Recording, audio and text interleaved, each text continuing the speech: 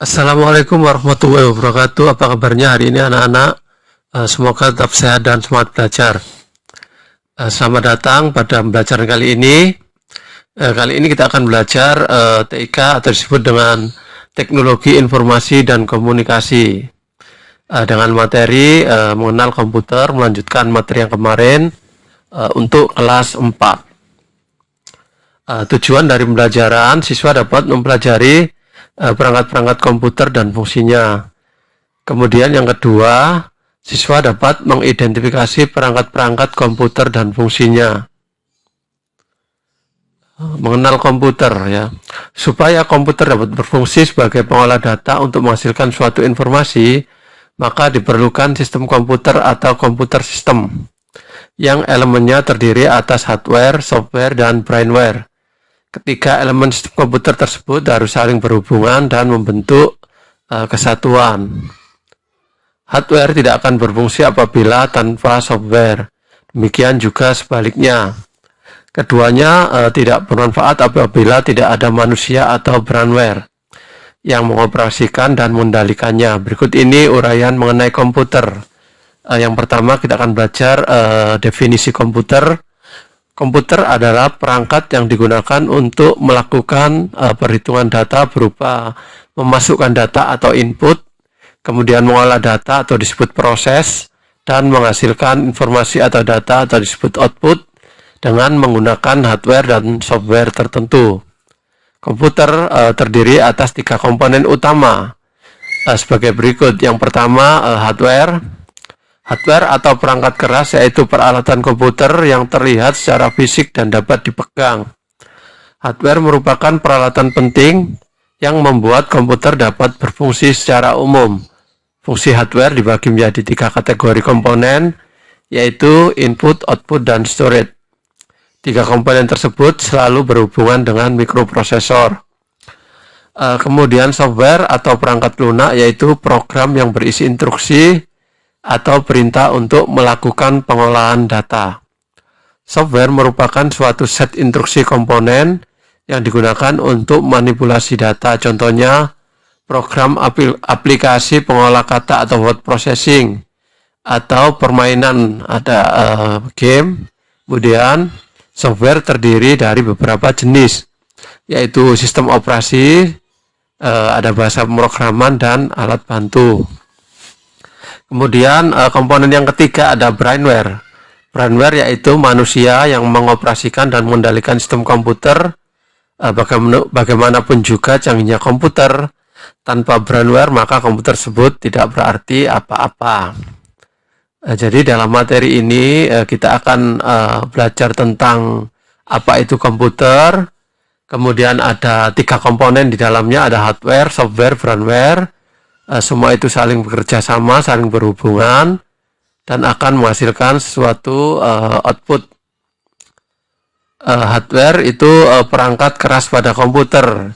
Contohnya seperti CPU, monitor, keyboard, dan mouse.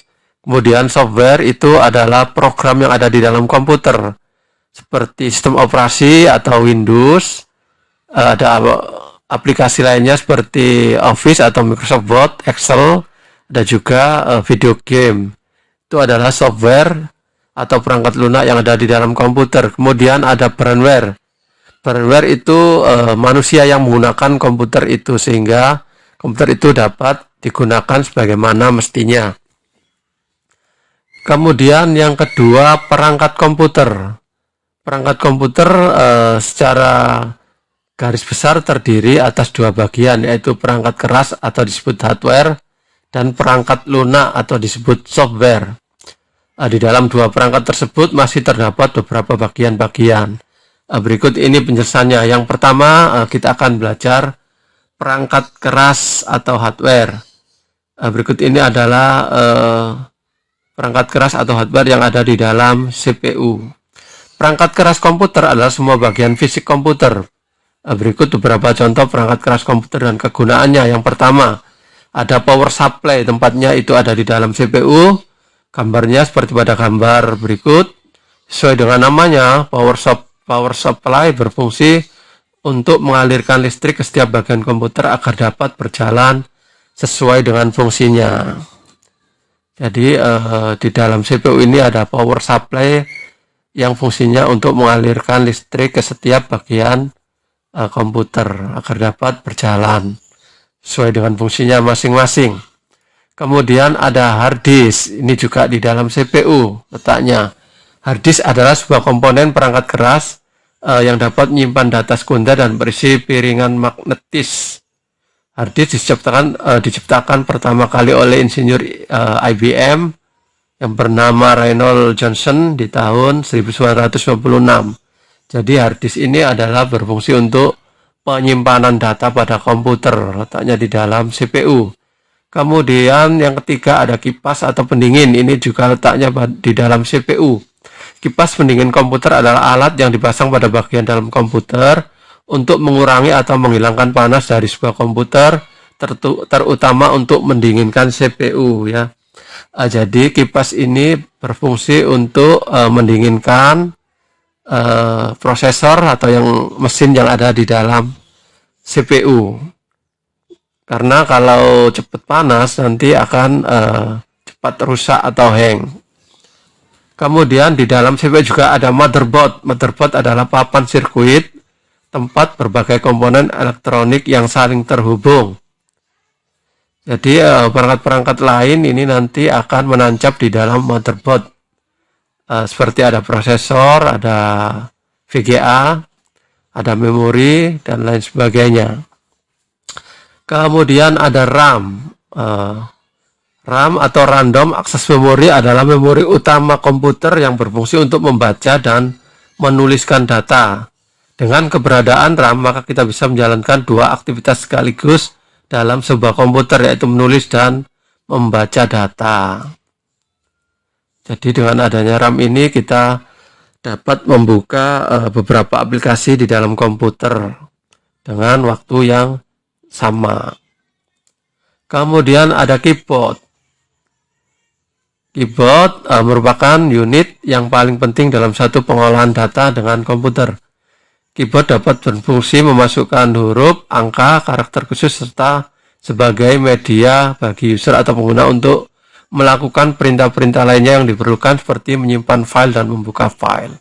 Jadi keyboard ini berfungsi untuk mengetikkan huruf atau angka atau menginputkan data dalam komputer nanti yang akan tampil di layar komputer. Kemudian ada mouse. Mouse ini berfungsi untuk memilih menu atau icon. Caranya adalah dengan menggeser dan mengklik. Mouse adalah salah satu unit masukan atau input device. Fungsi alat ini adalah untuk perpindahan pointer atau kursor secara cepat.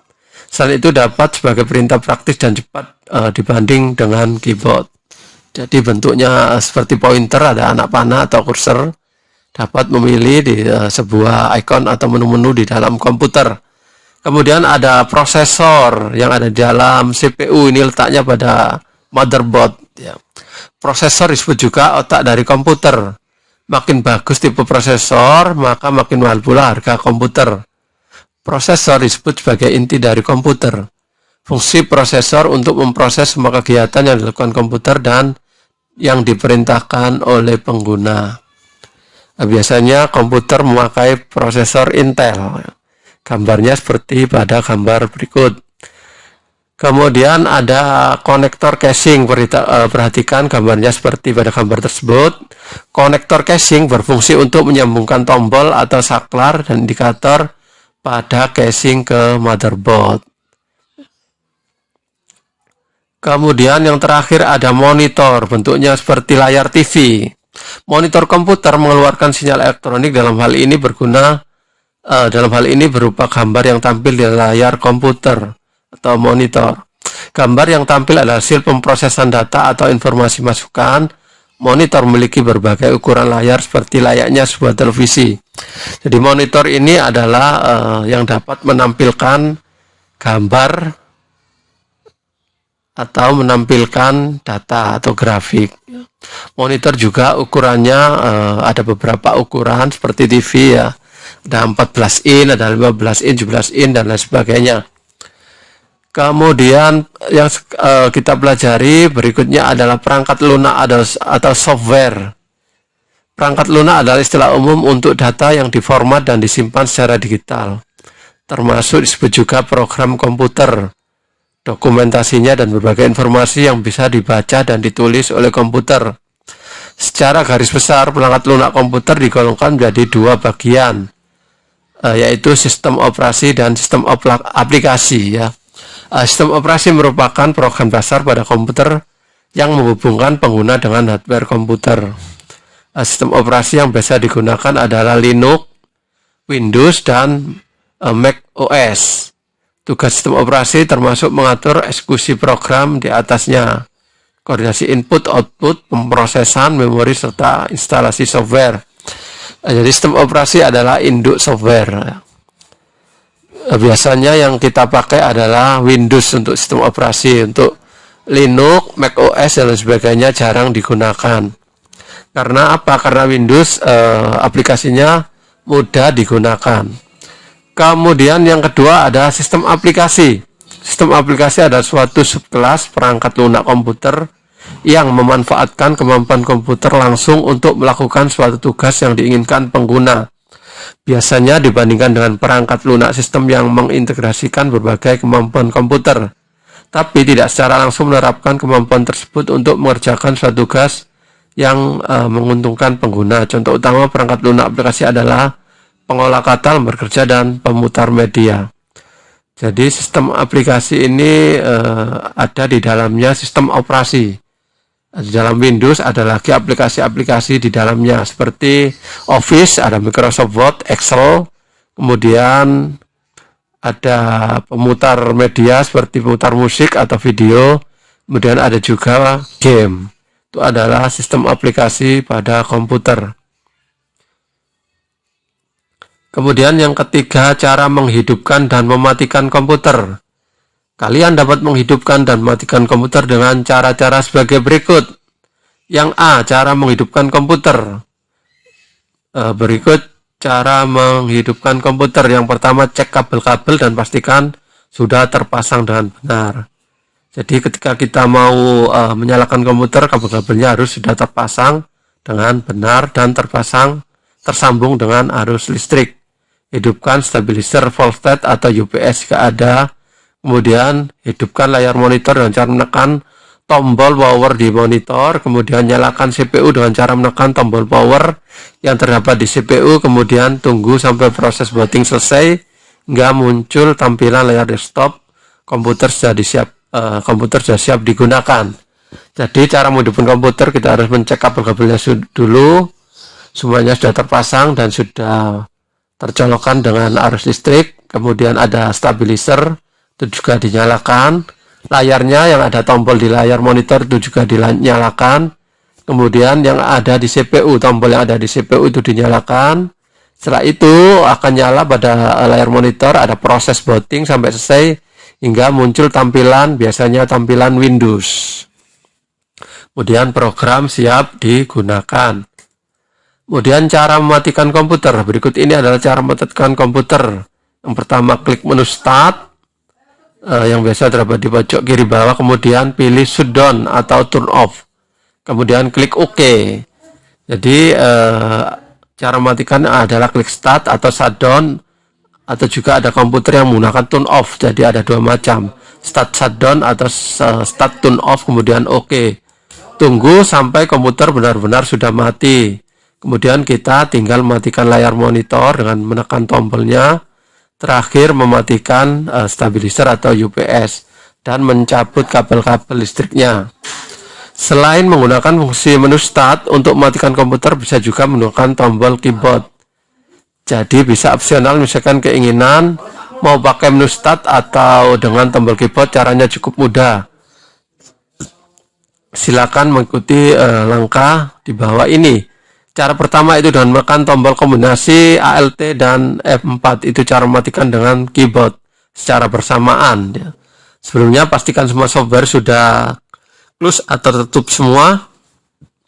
Kemudian tekan tombol kombinasi ALT dan F4 pada keyboard secara bersamaan. Setelah itu pilih shutdown, kemudian pilih OK atau bisa langsung menekan enter. Cara yang kedua yaitu dengan menggunakan tombol Ctrl Alt plus Delete. Jadi silakan menekan tombol Ctrl Alt plus Delete secara bersamaan pada keyboard. Kemudian pilih shutdown atau turn off atau shut out. Ya Nana, demikian pembelajaran kali ini, semoga bermanfaat untuk kalian semua. Ini ada tugas pada LKS pada halaman 11, ini dikerjakan pada LKS saja. Dan untuk halaman 12 ada pilihan ganda 1 sampai dengan 20. Nanti saya akan mengirim linknya. Jadi kalian tinggal membaca soal-soalnya pada LKS dan menjawab pada link Google Form. Hanya jawabannya saja, pilih A atau B atau C atau D saja, 1 sampai 20 hingga selesai. Ya anak-anak, terima kasih. Wassalamualaikum warahmatullahi wabarakatuh.